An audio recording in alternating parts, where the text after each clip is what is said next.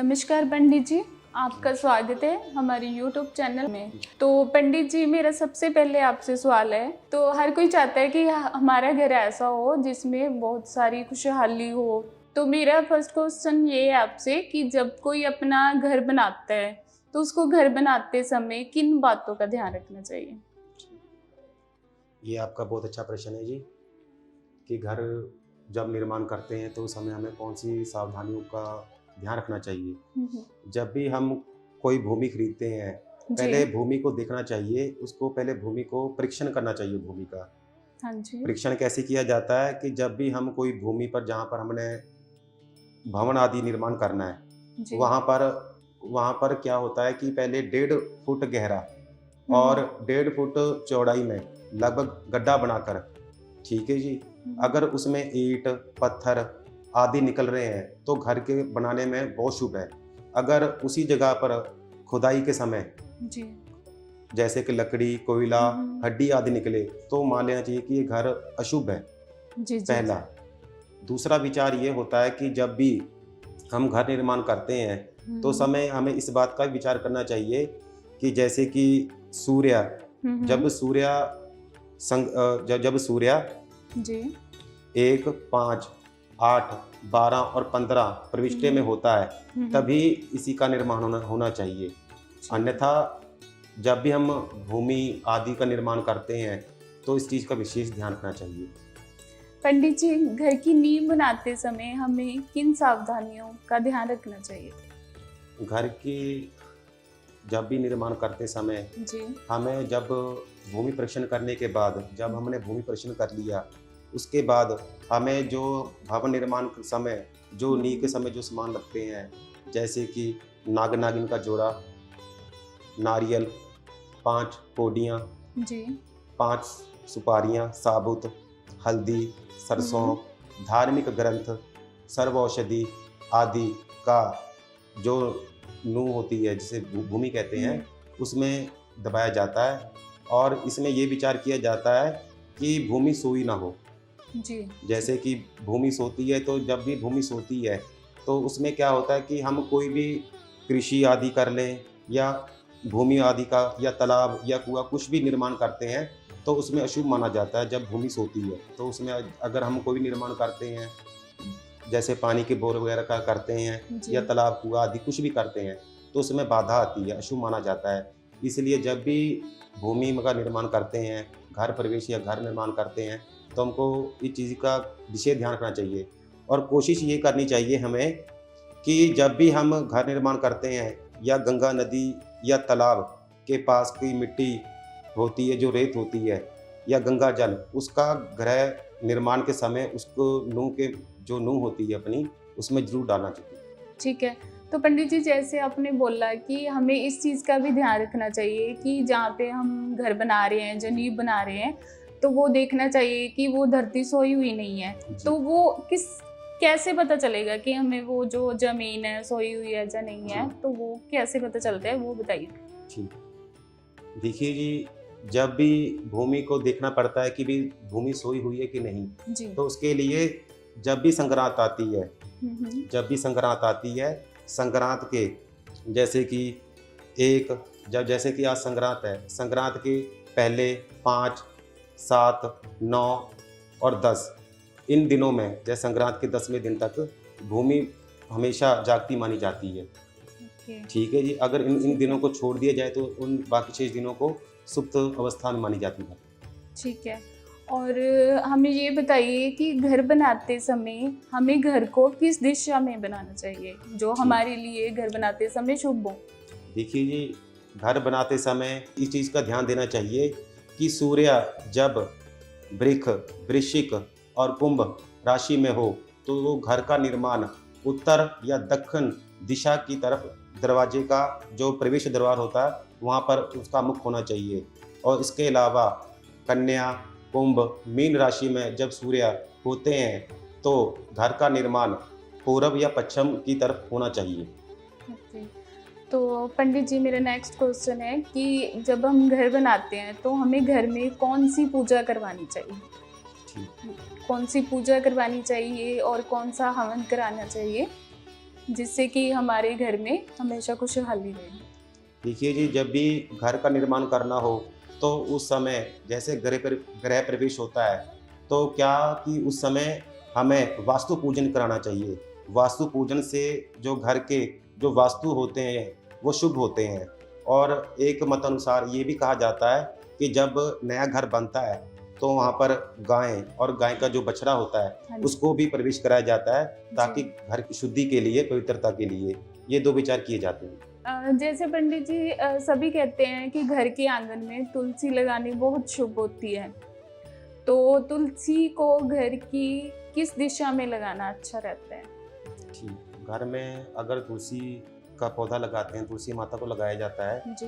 तो हमको कोशिश ये करनी चाहिए कि घर के बाहर या आंगन में जहाँ पर पवित्र स्थान हो, वहाँ पर लगाना चाहिए। और जो घर में जब तुलसी लगाते हैं तो ईशान कोण में, ईशान कोण अर्थात उत्तर और पूर्व के बीच बीच की जो दिशा होती है उसे ईशान कोण कहते हैं। ईशान कोण शुभ मानी जाती है। और पूर्व और उत्तर ये 3 दिशाएं जो ऐसी हैं जहाँ पर मंदिर का निर्माण या कोई भी पवित्र पूजा पाठ करना हो तो इसके लिए बहुत शुभ मानी जाती है।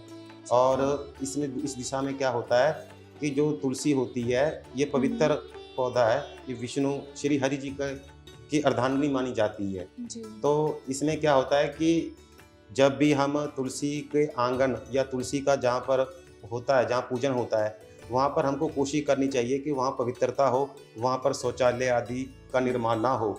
और ठीक है। ऐसी कोशिश करनी चाहिए कि वह घर में, घर के बाहर या घर के आंगन में हो, जहाँ पर किसी तरह की कोई दिक्कत ना हो। हाँ ठीक जी। है। तो पंडित जी तुलसी की पूजा करते समय हमें किन चीज़ों का ध्यान रखना चाहिए? ठीक, देखिए जी, जब भी हम तुलसी माता की पूजा करते हैं, किस लिए करते हैं? इसका मेन कारण है घर की सुख समृद्धि और के घर में सब स्वस्थ रहें। तो जब भी हम तुलसी माता की पूजा करते हैं, प्रातःकाल, सुबह के समय और सायंकाल के समय करनी चाहिए पूजा। और पूजा के समय हमें जो देसी घी होता है, जी। देसी घी की जोत वहाँ पर तुलसी माता के सामने लगानी चाहिए। ठीक है जी। और वहाँ पर परिक्रमा करके भगवान विष्णु जी का या श्री हरि का नाम लेना चाहिए, या फिर जो तुलसी माता होती है उसकी स्तुति करनी चाहिए। ठीक है। तो जैसे आपने बोला पंडित जी कि हमें तुलसी माता जी की पूजा करते समय परिक्रमा करनी चाहिए। हाँ जी। तो तुलसी माता जी की परिक्रमा समय हमें कितनी बार परिक्रमा करनी चाहिए? देखिए जी, जो विष्णु भगवान जी हैं, जी। उनकी जो परिक्रमा होती है, क्योंकि जो तुलसी माता है, तुलसी माता विष्णु जी की अर्धांगिनी मानी जाती है। जी, जी। जैसे भगवान शंकर जी को आदि परिक्रमा होती है, सूर्य की 7 परिक्रमा होती है, गणेश की 3 परिक्रमा होती है, उसी प्रकार भगवान विष्णु की एक परिक्रमा होती है। अर्थात जब भी हम तुलसी माता की परिक्रमा करते हैं तो कम से कम हमें एक परिक्रमा अवश्य करनी चाहिए। ठीक है। और अगला प्रश्न है कि जैसे ये तो होगी माता तुलसी की पूजा के बारे में, तो घर में हमारा जो मुख्य मंदिर हमने बनाना जी। होता है, उस मंदिर को बनाते समय हमें किन चीज़ों का ध्यान रखना चाहिए? घर में जब भी हम मंदिर का निर्माण करते हैं तो उस समय हमें ये विचार करना चाहिए कि घर का जो मंदिर है वह ईशान कोण में या पूर्व दिशा में और उत्तर दिशा, ये 3 दिशाएं ऐसी हैं जहाँ पर देवता का वास माना जाता है, ये शुभ जी। मानी जाती है, जहाँ से हमें पॉजिटिव ऊर्जा प्राप्त होती है। जी। इसीलिए कहा जाता है कि जब भी हम घर घर में मंदिर का निर्माण करते हैं तो जी। हमारा मुख पूर्व की तरफ, अर्थात जहाँ से सूर्य उदय होता है, जी। जिससे हमें पॉजिटिव एनर्जी प्राप्त होती है। जी, जी। और उत्तर दिशा जो मानी जाती, सोम की मानी जाती है। ये दिशाएं, 3 दिशाएं शुभ मानी जाती हैं। इसमें घर में मंदिर का निर्माण करना बहुत शुभ होता है। और ठीक जब भी हम मंदिर का निर्माण करते हैं तो हमको एक बात का विशेष ध्यान देना चाहिए जी। कि मंदिर के ऊपर से कोई सीढ़ी आदि ना गुजरे और शौचालय आदि वो दूर बने हों। ठीक है। और जब भी हम घर में मंदिर का निर्माण करते हैं तो वहाँ पर नीला और काला रंग वर्जित माना जाता है, अर्थात वहाँ पर काला या नीले रंग का कलर नहीं होना चाहिए मंदिर में, हमेशा सात्विक रंग होना चाहिए, जैसे कि गुलाबी हो गया या सफ़ेद हो गया, ऐसा आदि रंग होना चाहिए। ठीक है। तो पंडित जी मूर्ति स्थापना करते समय हमें जी। कौन सी मूर्ति की स्थापना करनी चाहिए, जी। कैसे करनी चाहिए, जी। वो बताना। हमारे धर्मशास्त्रों में बताया गया है कि जब भी हम मंदिर में मूर्ति आदि ले आते हैं या उसकी पूजा पाठ करते हैं, तो हमको कोशिश करनी चाहिए कि जो मूर्ति है जी। वह अंगूठे के आकार की होनी चाहिए, क्योंकि जो अंगूठे के आकार की होती है मूर्ति, जो पूजा पाठ करते हैं, अगर उसमें किसी प्रकार की कोई त्रुटि भी रह जाए तो वह माफ़ मानी जाती है और क्षमा हो जाती है। लेकिन जैसे हम अंगूठे से बड़े आकार की कोई मूर्ति आदि पूजा करते हैं तो इसमें नियम आदि का पालन करना पड़ता है विशेषकर। ठीक और है। आपका दूसरा प्रश्न था कि घर में कौन सी मूर्ति होनी चाहिए। हाँ जी। तो घर में जब भी हम पूजा पाठ करते हैं, जैसे हम गृहस्थ आदमी हैं, गृहस्थ में रहने वाले, तो वहाँ पर सात्विक देव जैसे कि गणेश हो गए, शिव हो गए, विष्णु हो गए, ऐसे देवताओं के सौम्य रूप में जो प्रेम और शांत स्वभाव वाले देवी देवता हैं, उनकी चित्र या मूर्ति आदि शुभकार होती है। और घर में कभी भी उग्र देव जैसे भैरव, काली माता, शनिदेव आदि जो उग्र देव माने जाते हैं, इनकी पूजा जो होती है, इनके घर में पूजा निषिद्ध मानी जाती है या घर से बाहर कहीं मंदिर में मानी जाती है। और जब भी हम पूजा पाठ आदि के लिए करते हैं तो हमको गणेश महाराज जी होते हैं, ठीक है जी, गणपति जैसे स्फटिक के गणेश हो गए, ये बहुत शुभ माने जाते हैं, या पार्द के गणपति जी होते हैं, ये विघ्न विनाशक माने जाते हैं। और इनके पूजा पाठ से सभी दुख दरिद्र कष्ट दूर हो जाते हैं और मनोकामना पूर्ण होती है। पंडित जी, मेरा अगला क्वेश्चन है, जैसे कि घर में मंदिर का महत्व होता है, उसी तरह रसोई घर का भी बहुत ज्यादा महत्व होता है, क्योंकि देखो जहाँ पे हमने खाना बनाना है। तो मेरा अगला प्रश्न यही है कि अगर हम घर में रसोई घर बनाते हैं तो वो किस दिशा में होना चाहिए? किस दिशा में होना चाहिए? जी ठीक है, बहुत अच्छा प्रश्न है ये आपका। जब भी हम घर में रसोई का निर्माण करते हैं, यानी कि अन्नपूर्ण माता का स्थल जहाँ पर सभी के लिए खाना बनता है, तो हमको कोशिश करनी चाहिए कि जब भी हम घर में निर्माण करते हैं तो अग्निकोण अर्थात पूर्व और दक्षिण के बीच की जो दिशा होती है उसको अग्निकोण कहा जाता है। अग्निकोण में ही जब भी हम सिलेंडर जो चूल्हा जहाँ भी हम खाना बनाते हैं तो हमारा मुख अग्निकोण की तरफ होना चाहिए और वहाँ पर ही निर्माण करना चाहिए। और जब भी हम रसोई में खाना आदि कुछ भी बनाते हैं तो हमको सात्विकता का ध्यान रखना चाहिए। जैसे कि घर में या जैसे कि रसोई में जब प्रवेश करते हैं तो वहाँ पर चप्पलें आदि बूट आदि नहीं पहन के जाना चाहिए। मतलब आपने जैसे बोला कि पहली बार जब हम गृह प्रवेश करते हैं तब नहीं रसोई घर में पहनना चाहिए या कभी भी नहीं? कभी भी नहीं, कभी भी। ठीक है पंडित जी। और मेरा दूसरा सवाल है, रसोई घर में जब हम गृह प्रवेश करते हैं उस समय सबसे पहले हमें कौन सा भोजन बनाना चाहिए या कौन सा प्रसाद बनाना चाहिए जो हमारे लिए फलदायी हो? देखिए जी, जब भी हम गृह प्रवेश करते हैं तो उस समय वास्तु देवता का पूजन होता है, पूजा, नवग्रह पूजन, हवन आदि होता है। तो उसमें ही रसोई की भी पूजा होती है और चूल्हे की पूजा होती है जहाँ पर खाना बनाया जाता है। वहाँ पर षोडोपचार पूजा करने के बाद गैस के पास जहाँ पर खाना आदि बनता है, वहाँ पर जो पहला पकवान जो बनता है मीठा बनता है। मीठे में हलवा या कुछ भी मीठी चीज का पहला भोग लगता है, तो उसके बाद ही अन्य व्यंजन बनते हैं। ठीक है पंडित जी। तो मेरा अगला क्वेश्चन है कि जैसे ये तो हो गया रसोई घर के बारे में, तो हमें स्नान घर कौन सी दिशा में बनाना चाहिए? ठीक, जन के बाथरूम। हाँ जी, देखिए जी, जो घर में जो शौचालय आदि होता है, जो स्नान घर होता है, उसका विचार जो किया जाए तो मेन ये देखना चाहिए कि जब भी हम शौचालय आदि का निर्माण करते हैं तो पूर्व या उत्तर की तरफ मुख होना चाहिए। शौचालय का ऐसी व्यवस्था होनी चाहिए कि पूर्व की तरफ या तो मुख हो जाए या पश्चिम की तरफ मुख हो जाए। ये दो दिशा ऐसी हैं, पूर्व और पश्चिम दिशा, जहाँ पर शौचालय आदि का निर्माण हो सकता है।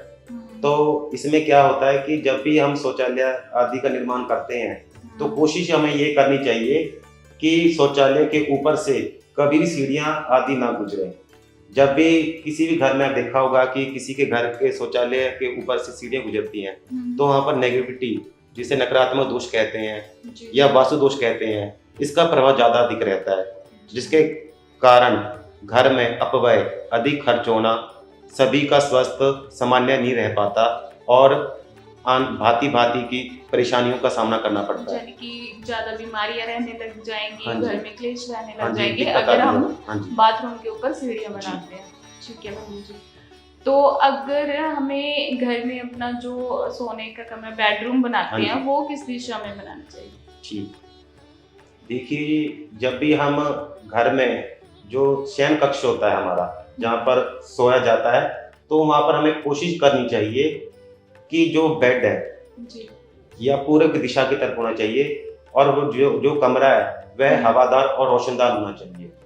जी और हमेशा हमें कोशिश ये करनी चाहिए कि जब भी हम शयन कक्ष में जो बेड है जी हमारा मुख पूरब की तरफ रहे, पूरब की तरफ रहना चाहिए, जहाँ पे सूर्य उदय होता है। इससे सकारात्मक शक्ति का विकास होता है। और कभी भी हमें घर में उल्ट दिशा जैसे कि उत्तर और दक्षिण दिशा की तरफ पैर करके नहीं सोना चाहिए, जी क्योंकि ऐसे सोने से नकारात्मक दोष बढ़ता है। आपने देखा होगा कि जब किसी की मृत्यु हो जाती है तो जो मृत्यु लाश होती है जी उसका जो सिर होता है वह उत्तर की तरफ होता है, और जिसके पांव होते हैं वो दक्षिण की दिशा की तरफ होते हैं। इसलिए हमारे विद्वानों ने धर्म शास्त्रों में ये विचार किया गया है, कहते हैं कि जब भी हमने शयन कक्ष में सोना हो तो हमारी कोशिश ये होनी चाहिए कि या तो पूरब की तरफ हमारा मुख हो जाए, सिर हो जाए, या फिर हमारे यहाँ पैर हो जाए। कभी भी उत्तर और दक्षिण दिशा की तरफ सिर पाँव करके नहीं सोना चाहिए। जो ज़्यादा समय तक उत्तर दक्षिण दिशा की तरफ पैर या सिर करके सोता है तो इससे क्या होता है कि जितने भी हमारे शरीर में, जैसे आपको पता है कि हमारे शरीर में लोह तत्व होता है, जी ठीक है जी, लोह तत्व होता है जो हमारे दिमाग से सिर की तरफ चला जाता है। आपने देखा होगा कंपास को आप किसी भी दिशा में रख लो, किसी भी दिशा में रख लो कंपास को, वो हमेशा उत्तर और दक्षिण दिशा की तरफ ही करेगा, वो कभी पूर्व पश्चिम की तरफ नहीं करेगा। हमेशा जिसकी सुई उत्तर और दक्षिण की तरफ ही होती है। कहने का मतलब ये है कि जब भी हम सोने की कोशिश करते हैं तो हमको उत्तर और दक्षिण दिशा की तरफ नहीं सोनी चाहिए, क्योंकि दक्षिण दिशा में यम का वास माना जाता है, पितरों का वास माना जाता है, और दिशा में जो जातक सोता है उसको अनायासी कोई ना कोई रोग आदि की समस्या आ जाती है। और जैसे पंडित जी मैंने मोस्टली देखा है कि घर में लोग मंदिर बना लेते हैं और जो हमारे मतलब पितृ होते हैं उनकी फोटो भी लगा लेते हैं। तो मैंने ये पूछना चाहूंगी आपसे कि हमें मंदिर में अपने पितरों की फोटो रखनी चाहिए या नहीं रखनी चाहिए, वो फलदायी होती है या नहीं होती?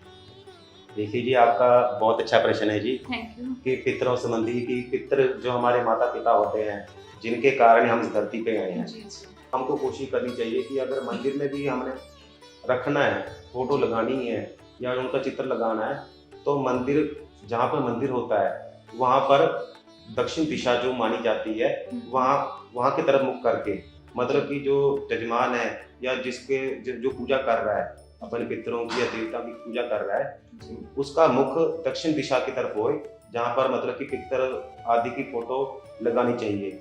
और हमको एक बात का ये भी ध्यान देना चाहिए कि जब भी हम पितरों की पूजा करते हैं, अपने माता पिता आदि जो स्वर्गवास हो गए जिनका अभी धरती पे नहीं है, उनसे जैसे कि सभी का इमोशनल होता है, स्वभाव होता है माता पिता के साथ हमेशा बचपन से, तो जैसे कि मरने के बाद वो धरती को छोड़ के अन्य लोक में चले जाते हैं। तो कई होते हैं जो मरे हुए माता पिता पितर आदि से बात करते हैं, तो हमारे शास्त्र में लिखा हुआ है कि मरने के बाद जातक की गति हो जाती है, वो इस जन्म का सब कुछ भूल जाता है। जो आत्मा होती है इस जन्म का सब कुछ भूल जाती है कि मेरे कौन मेरा माता, कौन मेरा पिता, कौन मेरा पुत्र, कौन मेरी पुत्री। तो उसका इस जैसे ये शरीर छोड़ देते हैं, शरीर का अपना पंच तत्व में विलीन हो जाता है, तो वह आत्मा ना तो हमारी माँ है ना वो बाप है, वो सिर्फ पवित्र आत्मा है, एक आत्मा रह जाती है।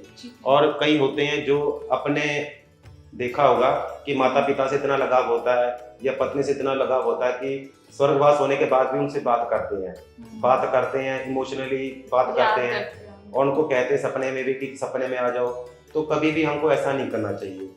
कारण क्या है कि जो इस आकाश मंडल में अनगिनत असंख्य आत्माएं हैं जो किसी का भी रूप लेके जो बंदा अपने माता पिता का पूजन कर रहा है, पितरों की पूजा कर रहा है, उसी का रूप लेकर भी वह घर में प्रवेश कर सकता है। इसलिए हमें कोशिश करनी चाहिए कि वे घर में अगर पितर महाराज आदि की फोटो लगी होती है तो वहाँ पर नमस्कार जरूर करें, लेकिन जोत बत्ती ना करें। जोत बत्ती अगर जो करते हैं तो उसकी भी दिक्कत आ जाती है।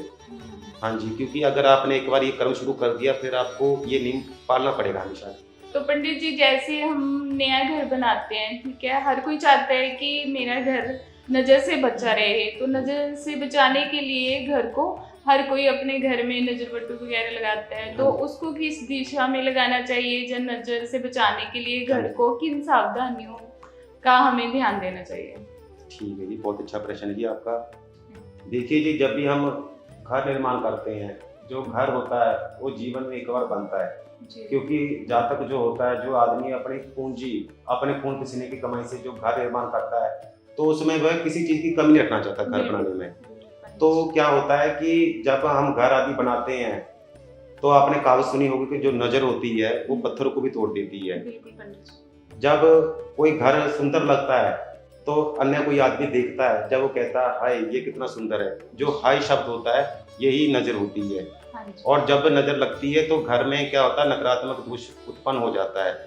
तो उस हाय को दूर करने के लिए, नेगेटिविटी को दूर करने के लिए जो घर में नजर बट्टू आदि लगाया जाता है, क्योंकि वह नेगेटिविटी को वापस मोड़ देता है। जो घर में नेगेटिविटी आने वाली है, किसी बाहर से देखकर हाय बोल दिया कि ये घर कितना सुंदर है, तो जो उसकी नेगेटिविटी निकली है वो घर में जाने वाली होती है। तो अगर नजर बट्टू आदि लगा होता है तो क्या होता है, जो नेगेटिविटी है वो घर के बाहर ही बाहर मुड़ जाती है, घर के प्रवेश नहीं कर पाती। ठीक है, तो हमें किस दिशा में लगाना चाहिए इसको? देखिए जी, जब भी हम घर में नजर बट्टू आदि लगाते हैं तो घर का जो मुख्य द्वार होता है, मेन द्वार होता है, वहाँ पर इसका निर्माण करना या वहाँ पर लगाना चाहिए। और हमें कोशिश ये करनी चाहिए कि जब भी हम नजर बट्टू आदि को लगाते हैं या कुछ भी करते हैं तो उसको गायत्री माता का मंत्र से अभिमंत्र करके या माँ मृत्युंजय से अभिमंत्र करके या फिर कोई भी गुरु मंत्र से भगवान का 11 बार या 21 बार नाम लेकर तब लगाना चाहिए। और वो दिन होना चाहिए मंगलवार और शनिवार। नजर बट्टू आदि लगाने का जो समय होता है, क्योंकि जो शनिवार और मंगलवार जो दिन होते हैं ये उग्र ग्रह माने जाते हैं और इन दिनों में ज़्यादा शुभकार होता है नजर बट्टू आदि का लगाना घर में। ठीक है, आपका बहुत बहुत धन्यवाद पंडित जी, आपने हमें अपना कीमती समय दिया। क्रॉसेंट वेब सर्विस टीम की तरफ से भी बहुत बहुत धन्यवाद। थैंक यू पंडित जी। धन्यवाद।